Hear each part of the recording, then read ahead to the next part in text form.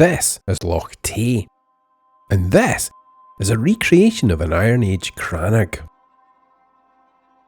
Around 30 years ago, archaeologists built one of these over there on the far side of the loch. Tragically, in 2021 it burned down, but now they've built a new one here at the Scottish Crannog Centre.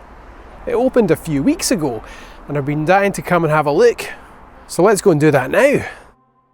But what exactly is a crannog? A crannog is an artificial island. They've been found in lochs, rivers, bogs and estuaries in Scotland, Ireland and Wales, though there is a bit of a disagreement over what actually constitutes a crannog. You'll find the Scottish Crannog Centre in Kenmore, in the leafy wilds of Perthshire, not far from the original location. They found evidence of 18 crannogs in Loch Tay, and you can see some of the artefacts from the Oak Bank Crannog, which was excavated by divers here, and from Dunvaravad on the Western Isles in the museum on site. Humans have lived in crannogs for over 5,000 years. And there's evidence of them in Scotland as far back as 3650 BC. Depending on your definition, we've found more than 600 of them in Scotland to date, but it's likely there are more than double that in Ireland, and they're pretty widespread. The Oak Bank Crannog dates back to 500 BC, so 2,500 years or so of history, going back to the Iron Age. The remains were submerged, and the lack of oxygen in the loch means we know a surprising amount about how people lived. But why live in a loch? This is prehistory, a good 500 years before the Romans arrived and started writing things down, and opinions are divided. It could have been for security or for ease of access to the water prior to the invention of roads. It could be a way of avoiding having to clear more woodland on the shore, or it could be a prestige thing. Look at me, I live on my own private artificial island. The interior is a work in progress, but we know the Oak Bank Crannog was divided into specific areas.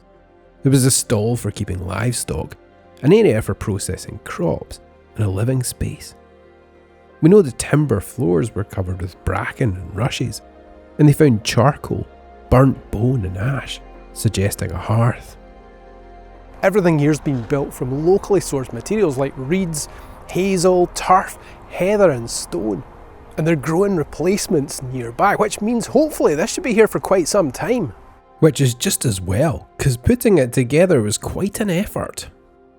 Don't let the modern scaffolding fool you. That's just health and safety. There are 126 wooden piles holding that up. They couldn't drive them in because the clay on the loch floor is just too springy, so they're screwed in. But there isn't a nail or a screw or any kind of modern fixing in that. But they haven't just built a crannog here. There's an entire Iron Age village with roundhouses in all shapes and sizes. There are all sorts of different roof shapes and configurations. And that's because we can never know how these were originally constructed. This is an ongoing experiment, a piece of living archaeology, with the people building these experimenting in the same way our ancestors would have done. A lot of the work's done by volunteers, but you can do an apprenticeship here. You can learn real skills like blacksmithing, green woodwork, pottery. I've been finding out all about knife making, seasonal cooking and how to weave fabric from nettles without getting stung. Okay. I can drop that in there, or put it in there and pull it back in, it'll still be dry. We even know something about what the crannog dwellers ate. They grew barley on their farm, but macro-fossil analysis revealed emmer wheat and spelt wheat. One theory is that they might have planted different types of crops at different times of the year to spread the load. That meant if one crop failed, they were okay. They also found flax and even poppy seeds. If you wanted to travel fast before roads, the quickest way to do that was by water or sticking to the water line. And these people weren't stuck in one place. In the museum you can see a cobalt blue glass bead that could only have come from Egypt or Mesopotamia. And while that was found in the Western Isles, it gives you an idea of the trade routes they had. And in one of the roundhouses you can see how fabrics were dyed. unlike the Hessian sackcloth everyone seems to wear in Hollywood depictions. We know a little bit about how they spent their spare time too. On display in the museum is a fragment that's thought to be from a lyre, an early stringed instrument, and a whistle. That meant they had time to make stuff like this, but also to play it. They actually had spare time. They were killing time, rather than clinging to lives of drudgery, in the way we sometimes like to imagine. These people had contact with the outside world. They had leisure time, and they were cultured. You'd have to have contact with the outside world, and you'd have to be cultured to build loads of these. Equally impressive that people have managed to rebuild it today.